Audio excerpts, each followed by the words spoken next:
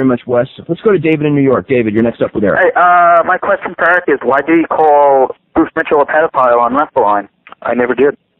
You compared him to ML Curley. I compared Bruce Mitchell's approach to reporting to Jim Thompson's.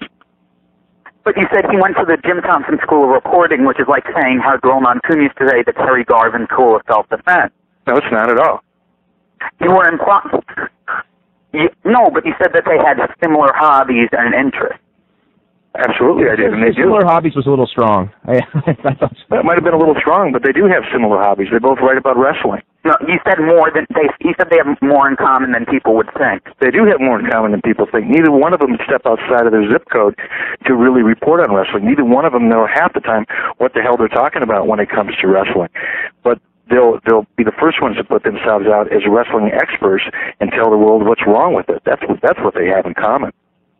And my other question is, since your on-air character last night was kind of gloating about ramming the Hummer into the limo, will the Hogan character be pressing charges? Gee, I don't know. Do you think he should?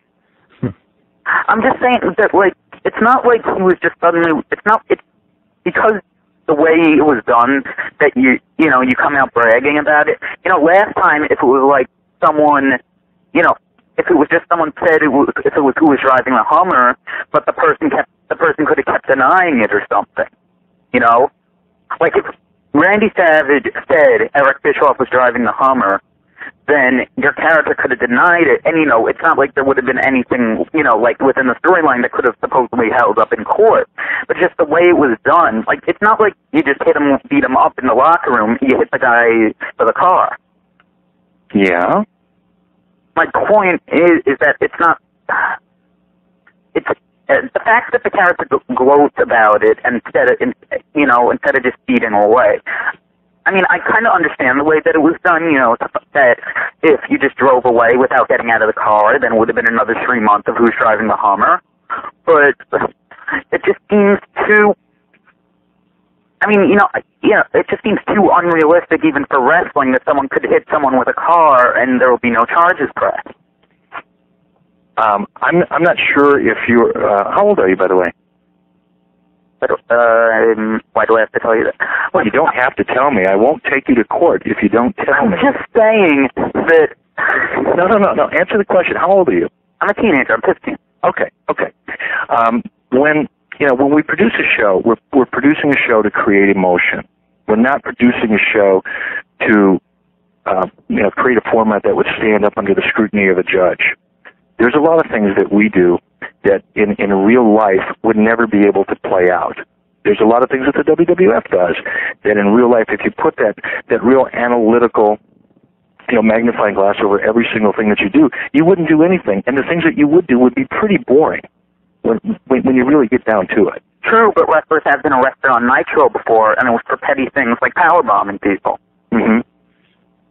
Well, I mean, look, you've got a point. When we laid out the show, we lay out a show to create emotion, to create controversy. I did what I did because I wanted people to hate my guts for doing it. And the fact that I gloated about doing it, I think, probably got the reaction that we wanted to get out of the audience. And that's why we did it. Now, is there a more logical approach? There probably is. Is there an approach that would, play out in court? There probably is. But, that's not what we're doing here. We're creating emotion. We're creating entertainment. And sometimes we do it from, a very logical point of view, and sometimes we do things that in real life would never happen. But that's why we're television, and that's why it's entertainment. You're the last person to talk about logic, though. I'm sorry? I mean, you're the kind of the last person to talk about logic, though, because you did push the Giants off the roof. You had that angle. You're right. Sometimes we do things that are logical, and sometimes we don't. Look, I'm not defending WCW as the rock bed of wrestling logic. That's not the approach. One last thing. I hope so. Not that I don't mind talking to you, but it's okay. One last thing. I mean, there was a lot of criticism for your idea for what you were going to have for Vampiro at the New Year's pay-per-view. Do you regret suggesting that idea, since some people say it led to your demotion. I'm sorry, I don't even understand the question. You remember the angle that you thought of with Vampiro jumping into the holy water? I don't know what the hell you're talking about. That wasn't ever planned? I've never even heard of it before. Because I've heard of it from a lot of reliable sources. It can't be too reliable. I guess so. Dave, do you know what I'm talking about?